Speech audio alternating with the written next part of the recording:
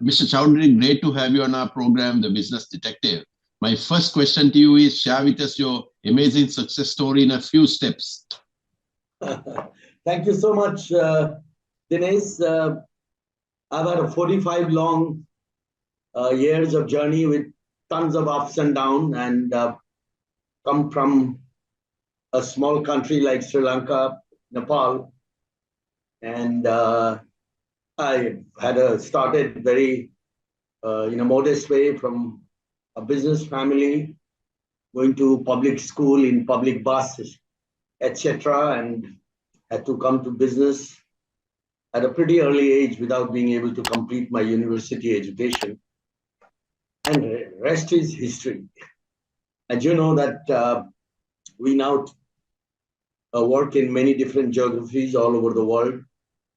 Some of our business verticals have done extremely well globally. Hospitality, for instance, Sri Lanka, that's one of our identity, starting with what we did in 1996, 97, which was one of the worst times in the history of Sri Lanka. That's when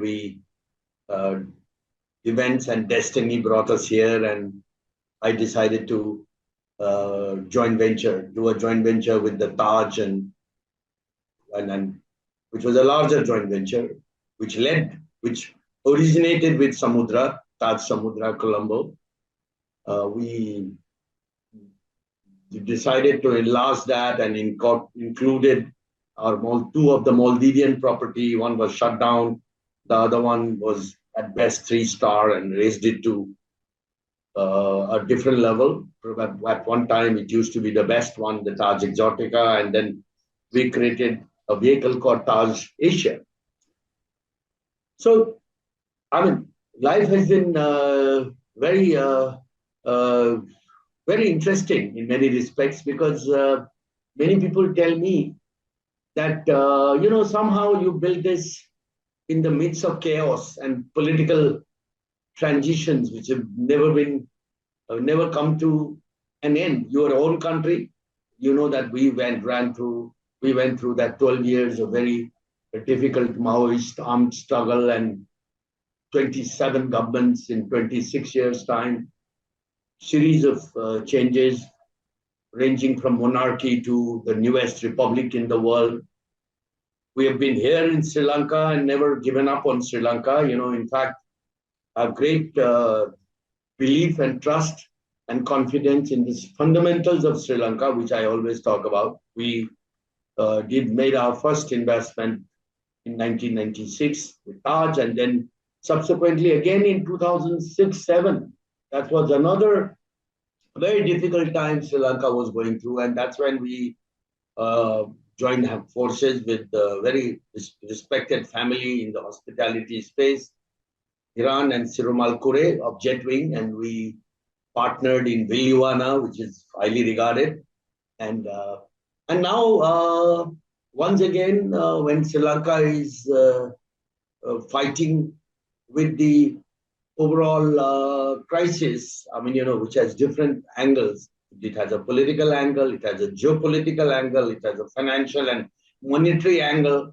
We decided to once again, we are in the process of taking over the Union Bank. The deal is done. We are waiting for the regulator approvals, and in fact, I'm coming from a strategic meeting from there, and I'm sure this bank will give us opportunity to take the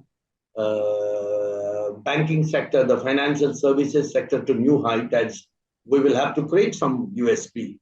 And we are already thinking of the neobank, the digital banking, etc. So I would say that to sum up your question, life has been very interesting. We are now across the 5 continents, across quite a few verticals. Our efforts have been recognized. Some people call me that you're a man from the streets of Kathmandu who made it to the folks in New York. So I think I have every reason to be happy and satisfied. Thank you. Thank you. So, Mr. Chaudhary, the newspapers also say that now you are looking at a political career. Is that true or?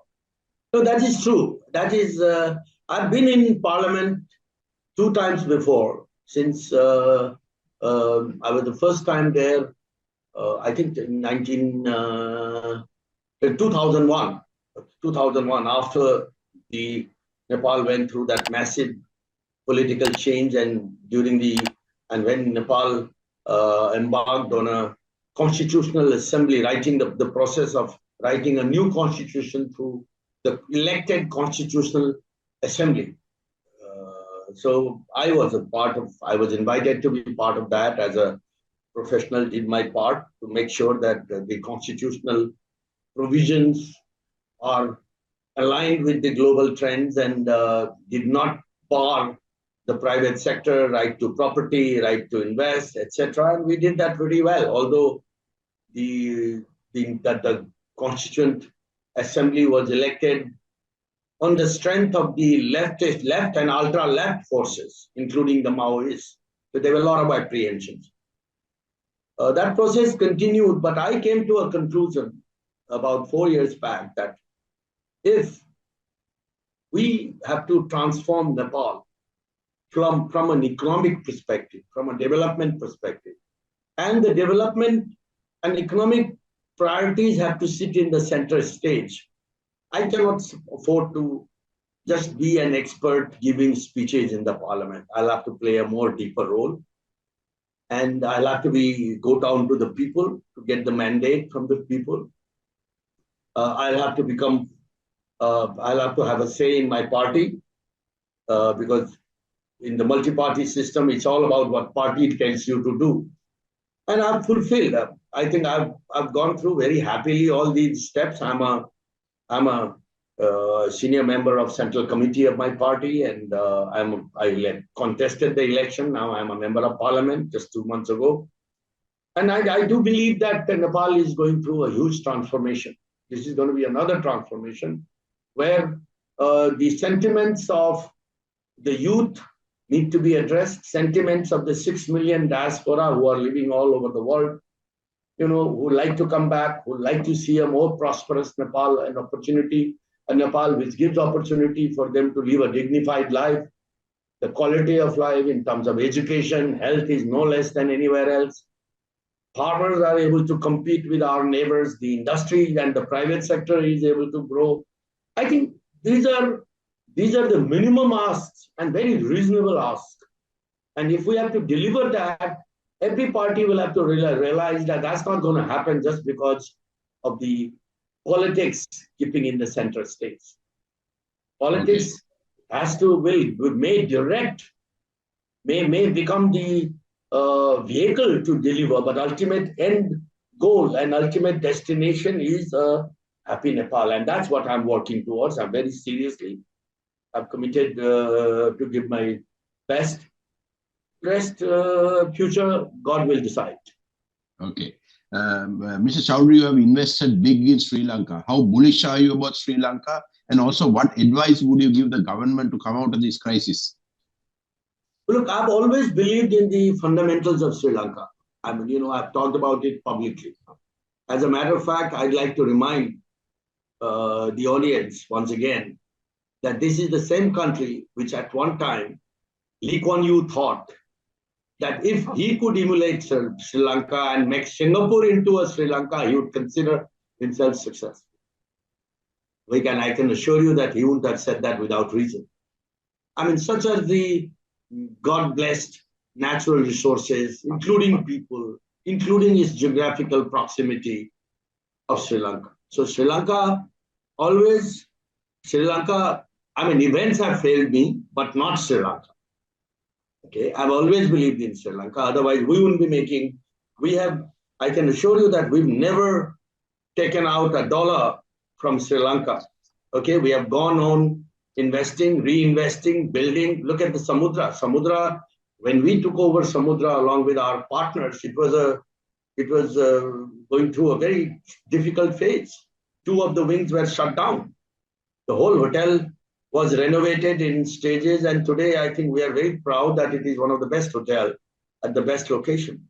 And there are multiple properties that our the partners are managing. We have a lot of properties with our other partnerships with my friend Sanjeev Gardiner of Golface, my friend Iran Kure of Jetwing, etc. And we are also trying to get into other sectors where we have a strength, like, for instance, produce clinker and cement, for which the government is investing more than $500 million every year in buying clinker from the other country, whereas Sri Lanka should be a net exporter of cement. Okay? You have to always draw the right balance between your environmental concerns and your economic concerns, your balance of payment concerns. I think time has come. Time has come for Sri Lanka to go back to the drawing board and to redefine itself, because the competition is growing, new economies have emerged. We have to truly once again rediscover what are our strengths, where we would like to bank on. What are these particular areas of focus where we would like Sri Lanka to emerge as the destination? To me, it can be a hub for technology, it can be a hub for education, it can be a hub for tourism, no question about it. You can't find, I think, if at all there has been, Singapore has always undersold itself. I think for Indians, okay, even for Chinese for that matter, or for South Asians, leave alone Europeans and Americans. There couldn't be a better destination than Sri Lanka, but we will need connectivity. There is no reason why Colombo should not be connected to all major cities of India, whether it is Sri Lankan or whether it is these are the private Indian airlines. Tatas have been in Sri Lanka for a long time. I mean, why not bring in additional open up all the second tier cities of India? That's what we're trying to do in Nepal. Sri Lanka had reached. I think you need to once again start aggressive marketing. You can't say that, okay, sorry, we don't have the resources. I think the private sector, those who are in the hotel industry, they have to come together. They have to put in some serious resources on the table, which has to be backed and supported by the Sri Lankans, as well government, as well as the other entities who are involved, whose states are involved. I think the other thing that I like to say, that Sri Lanka, as the current president had done once before, okay, he had the courage to create a Dutch hospital into what is a destination. He had the courage to bring the world's best respected, most respected brands like Aman to this country. Nobody thought that Sri Lanka was ready for that level of high-end tourism. Okay. I think, and luckily he's on the chair. He's in the chair and he understands what the people are looking for. People are looking for quick decision. People are looking for resolution of the issues. For instance, the institution like BOI, which I'm so happy that someone like yourself is heading, needs to take its capabilities and authority to the next level to address problems and solve the problems. Give a clear answer within a defined period, whether it's yes or no. Okay, no matter even if it has to take it directly to the other level, if new instruments have to be created, there are hundreds of projects which are sitting there for years. I think you need to resolve them. And BOI has to be the driver of the next level of growth of this country. So you have to decide which sectors you want. You can't do everything. Sri Lanka has to decide which are the sectors you want to focus into, which are the business houses and investors you want to bring them here, which are the countries you are going to go and run the road show and bring them here. Trying to do everything and everywhere is not going to work. I think this is the time. It's focus, focus, and focus. And I think currently the country, the government cannot afford to lose time. I think this is the time when some hard decisions need to be made. And I think the world community, the investors community, the neighbors will stand with the current government if the government takes those decisions. Rather than... Okay. Sorry, go ahead. Yeah. On a personal note, how do you keep yourself inspired and motivated? Well, I come to Sri Lanka from time to time. It's a country which I consider as my second home, and I love associating and spending time with people here, my friends here. But even otherwise, I'm a spiritual man. You know, I believe my guru, Sri Ravi Shankar, has all taught me that there has to be a delicate balance between your materialistic side of the life and your spiritual side of the life.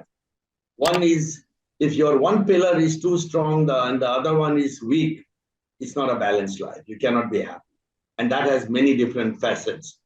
So I think I find time for entertaining myself. I find time for doing things that I enjoy doing. I find time for my spiritual practices, and I find time for working with the community, as well as with what I'm at the moment. My focus is politics, so I'm doing everything possible to play my role and to make a difference.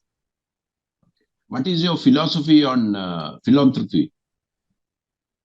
Well, I think that's the most difficult thing to do.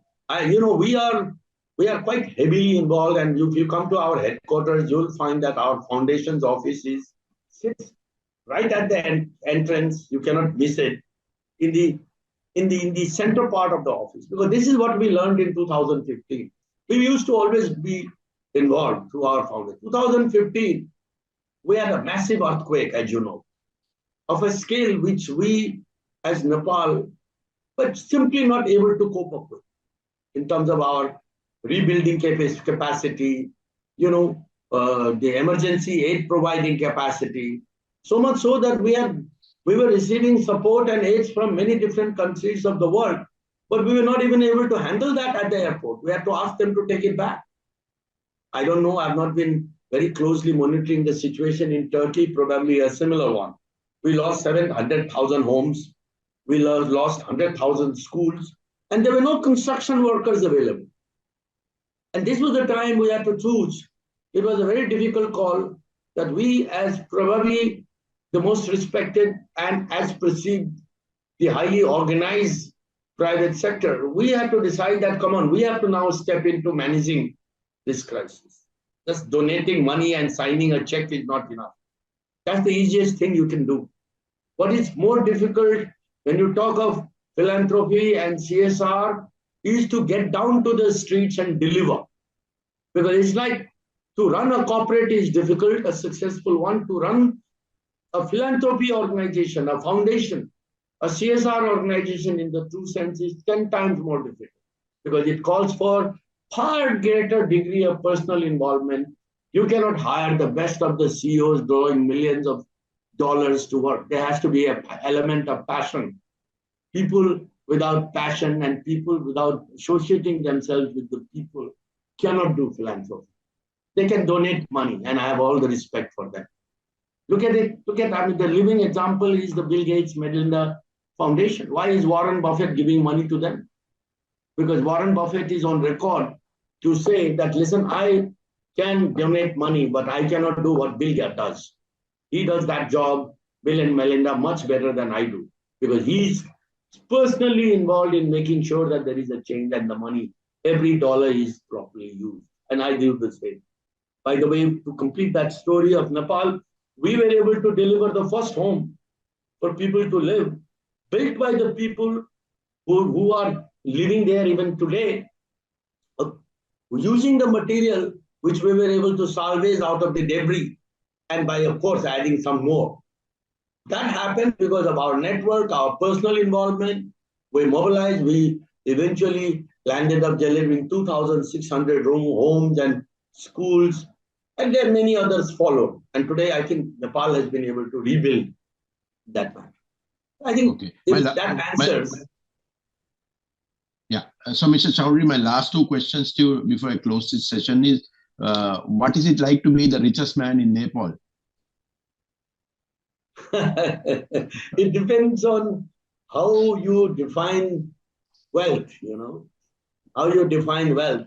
I've never felt any difference between the quality between the. I've never had any different quality of life or different values when I was struggling from my struggling days. Of course, people's expectations go up. You have far more clout. You have far more needs. You have people from others. You have also far more enemies, I can tell you, who are interested to pull you down out of share, out of jealousy.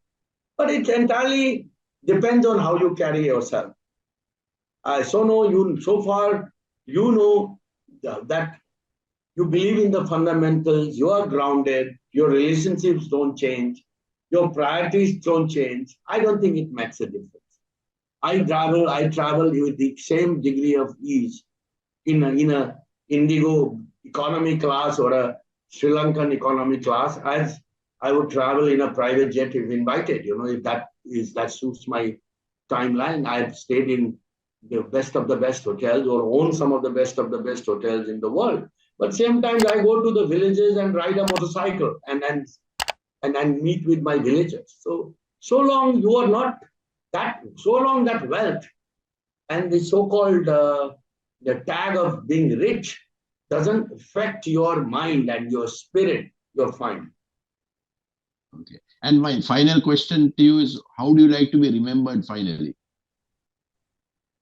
Today, my only one priority, which is unfulfilled, and my one wish, which is still not fulfilled, is to see Nepal as a country where my brothers and sisters, all these people who are outside, who want to come back, can happily come back and live there without being employed or carrying out their business happily without pains.